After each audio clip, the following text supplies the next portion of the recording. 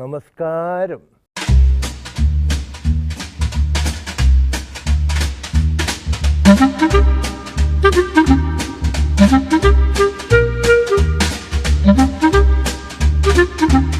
അതായത് വലിയ വലിയ പാർട്ടികളെ കൊണ്ടു നടക്കാൻ അതിൻ്റെ നേതാക്കൾ പെടുന്ന പെടാപ്പാട് നമ്മളൊക്കെ കണ്ടതല്ലേ കൂട്ടരെ.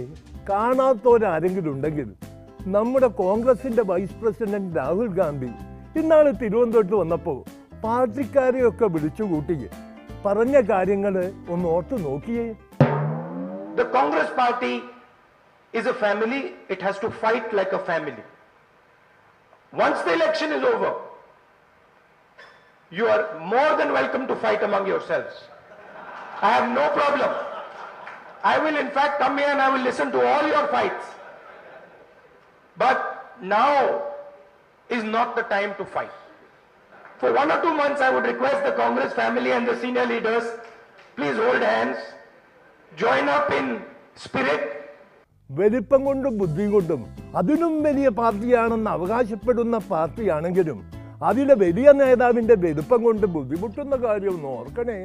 പോരാട്ടത്തിൻ ദീപന്തം, പോരാട്ടത്തിൻ ദീപന്തം, പോരാട്ടത്തിൻ ദീപന്തം, പോരാട്ടത്തിൻ ദീപന്തം. ഞങ്ങളുടെ പ്രിയനാം വിഎസിലെ, ഞങ്ങളുടെ പ്രിയനാം വിഎസിലെ, ഞങ്ങളുടെ പ്രിയനാം വിഎസിലെ, ഞങ്ങളുടെ പ്രിയനാം വിഎസിലെ ആക്ഷേപിക്കാൻ വന്നാൽ, ആക്ഷേപിക്കാൻ വന്നാൽ, ആക്ഷേപിക്കാൻ വന്നാൽ, ആക്ഷേപിക്കാൻ വന്നാൽ ആരായാലും സൂക്ഷിച്ചു, ആരായാലും സൂക്ഷിച്ചു. വലിയ പാർട്ടികൾ കൊണ്ടു നടക്കാൻ വലിയ വലിയ നേതാക്കൾ ഇത്രയും ഇടങ്ങാറാകുമ്പോൾ ചെറിയ ചെറിയ പാർട്ടികൾ കൊണ്ട് നടക്കുന്ന വലിയ നേതാക്കളുടെ കാര്യം ഒന്ന് ഓർക്കേണ്ടതല്ലേ. ചെറിയ ചെറിയ പാർട്ടികൾ കൊണ്ട് നടക്കുന്ന ഒരു വലിയ നേതാവിന്റെ കരച്ചിലൊന്ന് കേട്ടു നോക്കൂ. ഭാവി ഏത് നടപടി എടുക്കണം എന്ന് തീരുമാനിക്കാൻ, തെരഞ്ഞെടുപ്പിൽ ഏത് നിലപാടെടുക്കണം എന്നുള്ളത് തീരുമാനിക്കാൻ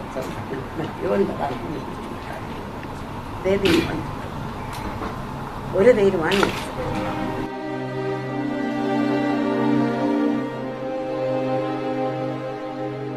പാവം ഗൗരിയമ്മ ആരായിരുന്നു ഒരു കാലത്ത്. ഇപ്പം പഴങ്കഥകളൊന്നും പറഞ്ഞിട്ട് ഒരു കാര്യമില്ല. ഇപ്പോൾ അവര് JSS എന്ന ഒരു ചെറു പാർട്ടിയുടെ നേതാവ് മാത്രമാണ്. ശരിക്ക് പറഞ്ഞാൽ 3 JSSകളിലെ ഒന്നിന്റെ നേതാവ് മാത്രമാണ് ഗൗരിയമ്മ. പിന്നെ വേറൊരു JSSന്റെ നേതാവ് ആരാണെന്ന് അറിയോ? ഈ വക്കീല്. ചർച്ചയുടെ അടിസ്ഥാനത്തിൽ ഞങ്ങളെ NDAയുടെ ഘടകകക്ഷിയാക്കി എടുക്കണമെന്ന് അഭ്യർത്ഥിക്കുകയും ആ അഭ്യർത്ഥന കൂട്ടായി ചർച്ച ചെയ്ത് BDJSന്റെ നേതാക്കന്മാർ ഉൾപ്പെടെ ചർച്ച ചെയ്ത് രാജൻ ബാബു JSSനെ NDAയുടെ ഘടകകക്ഷി ആക്കുന്നതിന് സമ്മതമാണെന്നുള്ള അഭിപ്രായവും ഉണ്ടായിട്ടുണ്ട്. മറ്റൊരു JSSന്റെ നേതാവ് വിദ്വാനാണ്. കോൺഗ്രസിൻ്റെ നേതൃത്വത്തിലുള്ള മുന്നണി എന്ന് പറയുമ്പോൾ കോൺഗ്രസ് തന്നെ ആകാമല്ലോ. കോൺഗ്രസ് തന്നെ ആവാം, കോൺഗ്രസിനോടൊപ്പം ചേർന്ന് നിൽക്കാം, ആ നിലപാടിലേക്ക് പോവാം. അതിനോടാണ് കുറേ ആളുകൾക്ക് താല്പര്യം. ഏതായാലും ഞങ്ങൾ ഈ JSS ഈ നിലയിൽ മുമ്പോട്ട് കൊണ്ടുപോകാൻ ആഗ്രഹിക്കുന്നില്ല. വക്കീലിന്റെ JSS നേരെ വലത്തോട്ടും ഷാജുവിന്റെ JSS കിഴക്കോട്ടും തിരിഞ്ഞു നിന്നപ്പോഴാണ് പാവം കുഞ്ഞമ്മ നിന്ന നിൽപ്പിൽ മലക്കം മറിഞ്ഞ് AKG സെന്ററിന്റെ വാതിൽക്കൽ പോയി മുട്ടിയത്.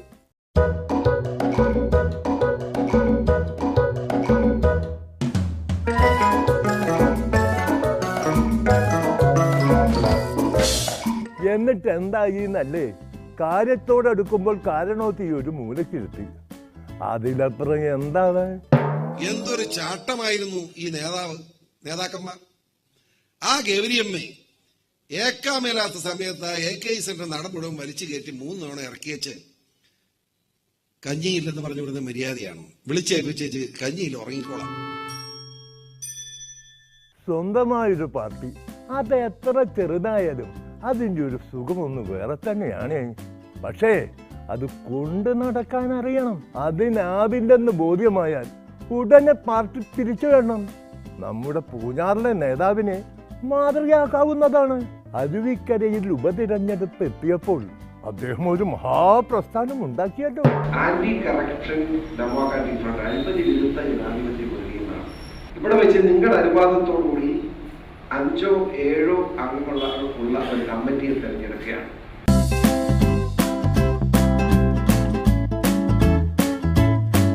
അരുവിക്കര ഉപതെരഞ്ഞെടുപ്പിൽ ACDF anti corruption democratic front സ്ഥാനാർത്ഥി നിർത്തി മത്സരിക്കുന്നതാണ്.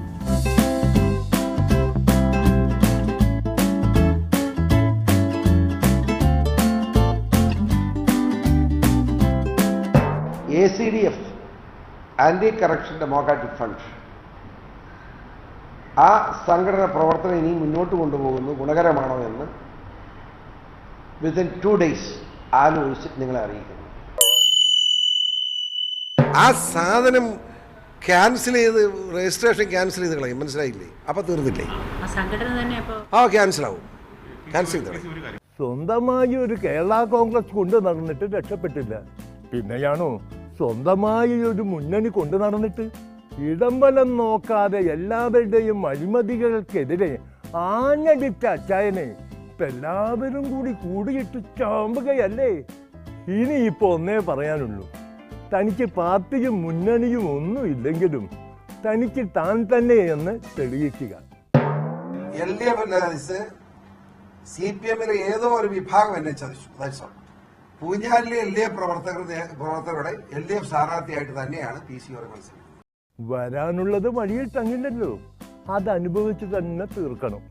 അച്ചായൻ അനുഭവിക്കേണ്ടത് അച്ചായൻ അനുഭവിക്കട്ടെ. അപ്പോഴേക്കും നമുക്ക് ചെറിയൊരു ഇടവേളയ്ക്ക് പോകാം. മടങ്ങി വന്ന് ചെറിയ ചെറിയ പാർട്ടികളുടെ വീരോതിഹാസ കഥകൾ നമുക്ക് വീണ്ടും കാണാം.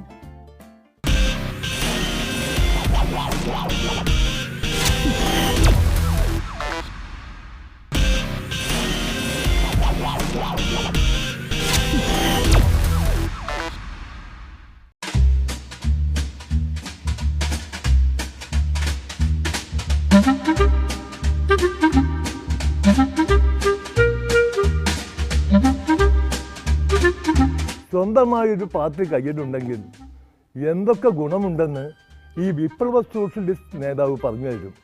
ആരാണെന്നറിയില്ലേ? ബാബു ദിവാകരൻ, RSPയുടെ ആചാര്യനായ CK ദിവാകരൻ്റെ മകൻ. ഇടയ്ക്കൊന്ന് കോൺഗ്രസിൽ പോയി ലയിച്ചു. ഇതുപോലെ ഒരു കോൺഗ്രസിന്റെ ഒരു മീറ്റിംഗ് ഇത്രയും സമാധാനപരമായി സന്ദർശക വിസയിലൊന്ന് ദുബായിൽ പോയി എന്നല്ലാതെ കോൺഗ്രസിനകത്ത് ഒരു പണിയും ഉണ്ടായിരുന്നില്ല. അങ്ങനെ നേതാവിൻ്റെ കാര്യം സ്വാഹ. പിന്നെ അനുയായികളുടെ കാര്യം പറയണോ? അങ്ങനെ ഇരുന്നപ്പോൾ പഴയ ലൈസൻസ് വീണ്ടും ഒന്ന് പൊടി തട്ടിയെടുത്തു. കാര്യമായ ഒരു അക്കോമഡേഷനും നമ്മുടെ പ്രവർത്തകർക്ക് അവരെ ഉൾക്കൊള്ളാനും അവരെ ഈ കോൺഗ്രസിന്റെ പ്രവർത്തനത്തിന്റെ ഭാഗമാക്കാൻ പോലും ഒരിക്കൽ പോലും ഇവരാരും തയ്യാറായിട്ടില്ല. RSPM അതിന്റെ രജിസ്ട്രേഷൻ ഞങ്ങളുടെ കയ്യിലുണ്ട്. ഞങ്ങൾ അന്ന് കോൺഗ്രസുമായിട്ട് ലയിച്ചെങ്കിലും ഞങ്ങൾ അതൊന്നും എഴുതി കൊടുത്തിട്ടൊന്നുമില്ല, ഞങ്ങൾ പിരിച്ചുവിട്ടിരിക്കുന്നു. അത് റിവൈവ് ചെയ്യുന്നതിന് ഞങ്ങൾക്ക് ഒരു പ്രശ്നമില്ല. അതുകൊണ്ട് ഞങ്ങൾ അത് റിവൈവ് ചെയ്തുകൊണ്ട് RSP എന്ന നിലയിൽ തന്നെ RSPM revolutionary socialist party Marxist എന്ന നിലയിൽ പ്രവർത്തിച്ച് മുന്നോട്ട് പോകാൻ ഞങ്ങൾ തീരുമാനിച്ചിരിക്കുകയാണ്. ഈ പ്രഖ്യാപനത്തിന് ഒരു പിന്നാമ്പുറ കഥയുണ്ട് കേട്ടോ.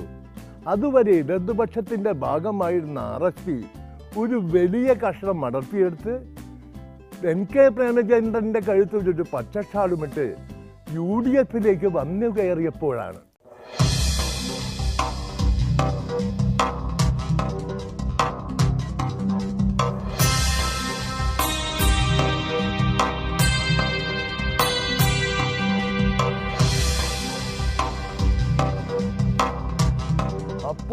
ബാബു ദിവാകരൻ ചെങ്കൊടി തിരിച്ചെടുത്തതും ബേബി സഖാവിന്റെ സാന്നിധ്യത്തിൽ വിശ്വാസ പ്രഖ്യാപനം നടത്തിയതും.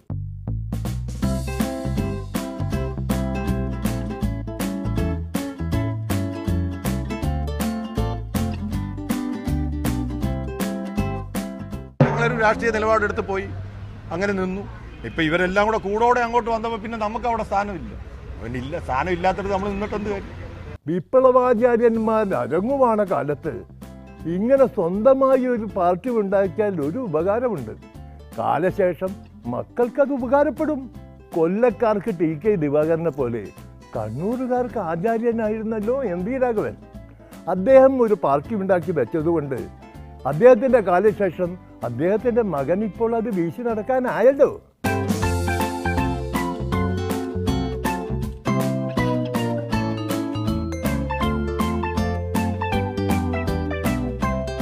ഞാനിപ്പം ഇടതുപക്ഷ ജനാധിപത്യ മുന്നണിയുടെ സ്വതന്ത്ര സ്ഥാനാർത്ഥിയായിട്ടാണ് മത്സരരംഗത്തുള്ളത്. അഴീക്കോട് സ്ഥാനാർത്ഥി അരിവാൾ ചുറ്റിക നക്ഷത്ര അടയാളത്തിലാണ് മത്സരിക്കുക. അഴീക്കോട് സ്ഥാനാർത്ഥി അരിവാൾ ചുറ്റിക നക്ഷത്രം തിരഞ്ഞെടുക്കാൻ കാരണം ചിഹ്നം 30-ാം തീയതിയോടുകൂടി മാത്രമേ കിട്ടുകയുള്ളൂ. മുൻ തെരഞ്ഞെടുപ്പുകളിൽ നിന്ന് വ്യത്യസ്തമായി 1.5 മാസം തെരഞ്ഞെടുപ്പിന് വേണ്ടി അതിൻ്റെ പ്രചരണ പ്രവർത്തനങ്ങൾക്ക് വേണ്ടിയുണ്ട്. അപ്പോൾ ഈ 1.5 മാസക്കാലം തെരഞ്ഞെടുപ്പ് പ്രചരണ പ്രവർത്തനങ്ങളിൽ ചിഹ്നമില്ലാതെ പ്രവർത്തിക്കേണ്ടി വരും. അപ്പോൾ ആ പ്രായോഗിക ബുദ്ധിമുട്ട് പരിഹരിക്കാൻ അരിവാൾ ചുറ്റിക നക്ഷത്രം എന്ന അടയാളത്തിൽ വോട്ട് ചെയ്യണമെന്ന് വോട്ടർമാരോട് അഭ്യർത്ഥിക്കാൻ പ്രചരണ പ്രവർത്തനത്തിൻ്റെ ആദ്യഘട്ടത്തിൽ തന്നെ കഴിയണമെന്നതുകൊണ്ടാണ് ഈ ചിഹ്നം തിരഞ്ഞെടുത്തിട്ടുള്ളത്.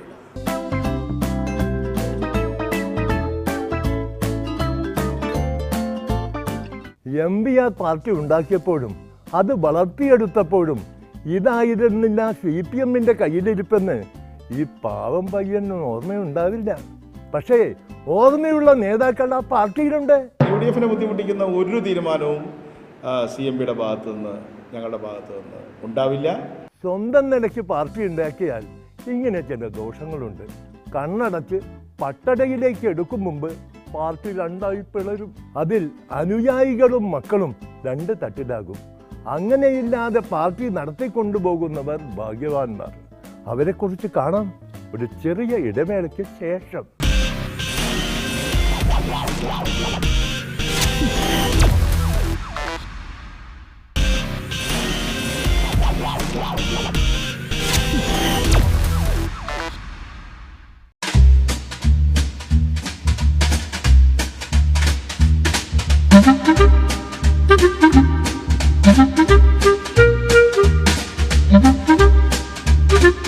സ്വന്തമായി ഒരു പാർട്ടി ഉണ്ടാക്കി അത് സ്വന്തം നയത്തിനനുസരിച്ച് നടത്തണമെങ്കിൽ ഒരു കാര്യം ഓർമ്മ വയ്ക്കണം.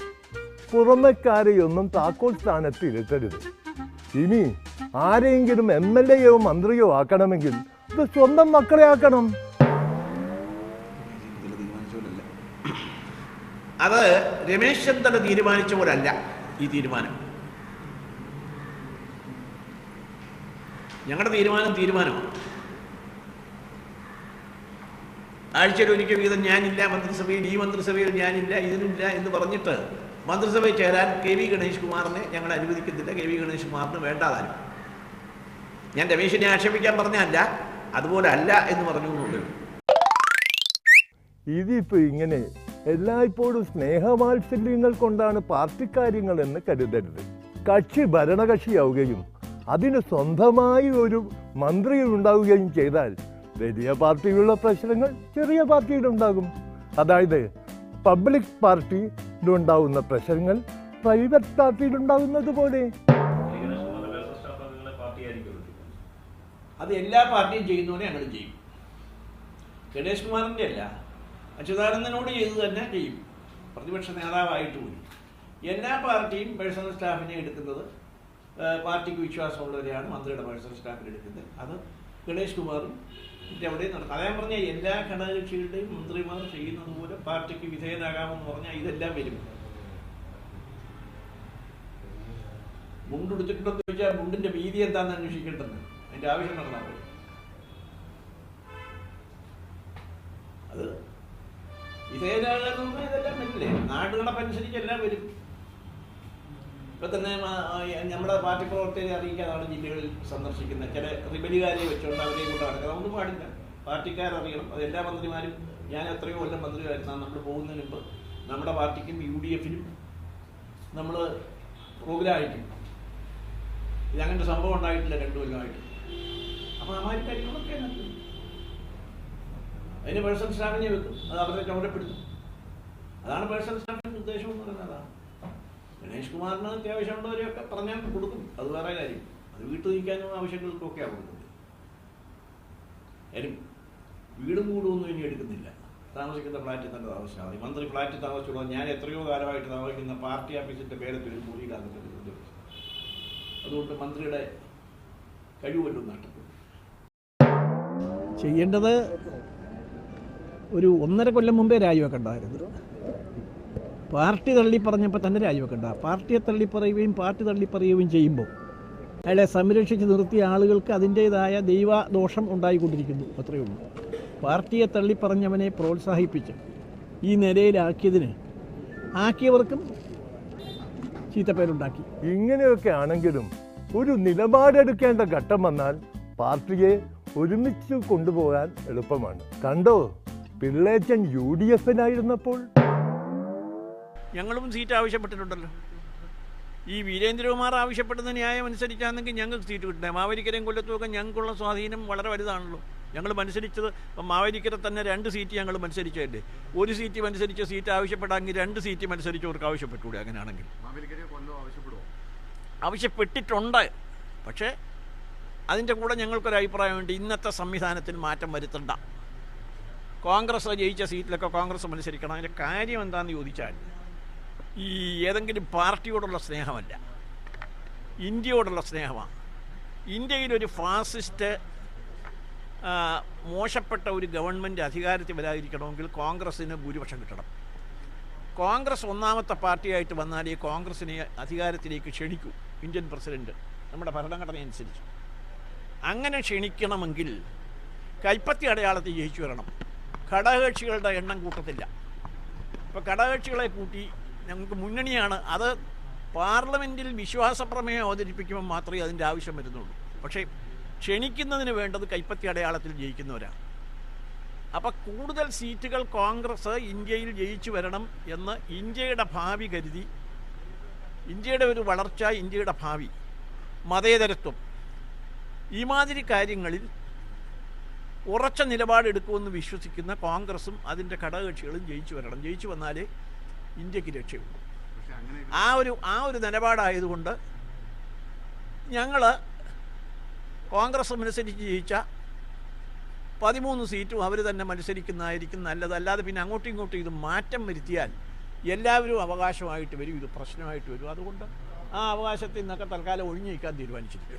പിള്ളേച്ചൻ UDF-നകത്ത് തന്നെ പ്രതിപക്ഷത്തിരിക്കാൻ തീരുമാനിച്ചപ്പോൾ ഇനി ഒരു UDF യോഗത്തിന് ഞങ്ങൾ പങ്കെടുക്കില്ല. UDF വിടുന്നില്ല. ഞാനുണ്ടാക്കിയ UDF എന്നെ പുറത്താക്കണം, ഞാൻ വിടുന്നില്ല. മുഖ്യമന്ത്രി ഞാനുമായിട്ട് യാതൊരു സുഖവും ഇല്ല. എത്രയോ കാലമായിട്ട് ഞങ്ങൾ തമ്മിൽ അകൽച്ച. 10 കൊല്ലം ഇയാളെ മുഖ്യമന്ത്രിയാക്കാൻ പോയുടെ മുതൽ എനിക്ക് തെറ്റുപറ്റിയെന്ന് വിശ്വസിക്കുന്ന ആളാണ് ഞാൻ. തെറ്റുപറ്റിയെന്ന് വിശ്വസിക്കുന്ന ആളാണ് ഞാൻ. മുഖ്യമന്ത്രിയാക്കാൻ NSSന്റെ നാരായണ പണിക്കരുടെ അംഗീകാരം മേടിക്കാൻ പോകുമ്പോൾ പോലും ഞാൻ ഇത്രയും വലിയൊരു അപകടം ഈ രാജ്യത്തുണ്ടാവുമെന്ന് കരുതിയില്ല. എല്ലാം കഴിഞ്ഞ് കീഴൂട്ട് രാമൻപിള്ള മകൻ ബാലകൃഷ്ണപിള്ള എന്ന രാഷ്ട്രീയ നേതാവ് ഇടതുപക്ഷത്തിന്റെ കൂടെ നിൽക്കാൻ തീരുമാനിച്ചപ്പോൾ ഇപ്പൊ എന്റെയും അച്യുതാനന്ദന്റെയും താല്പര്യം അഴിമതികൾ പുറത്തു കൊണ്ടുവരികയും അഴിമതിക്കെതിരായി ഫൈറ്റ് ചെയ്യുകയും ചെയ്തായതുകൊണ്ട് അച്യുതാനന്ദനും ഞാനും തമ്മിൽ ചേരുന്നതിൽ ഒരു അപാകതയുമില്ല. എനിക്ക് അഭിമാനമേ ഉള്ളൂ. അച്യുതാനന്ദൻ അത് സമ്മതിച്ചിട്ടുണ്ടെങ്കിൽ എനിക്ക് വലിയ അഭിമാനമാണ്.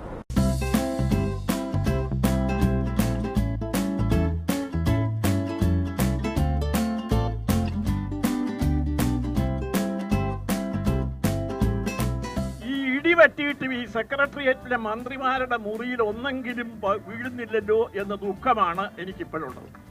ഈ മന്ത്രിമാരിൽ പലർക്കും അഴിമതി നടത്തുന്നതിൻ്റെ PhD നൽകാൻ കഴിയുന്ന രീതിയിലേക്ക് ഈ ഭരണം മാറിയിട്ടുണ്ട്.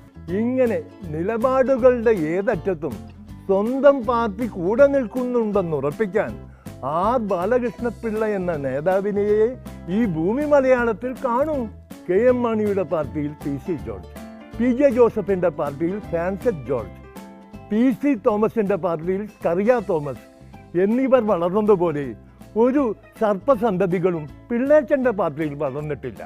കാരണം തൻ്റെ സന്തതിയെ മാത്രമേ അദ്ദേഹം വളർത്തിയിട്ടുള്ളൂ. കണ്ടോ, സ്വന്തമായൊരു പാർട്ടി ഉണ്ടായാലുണ്ടാവുന്ന ഗുണം. ഇത് താണ്ട കേരളം. നമസ്കാരം.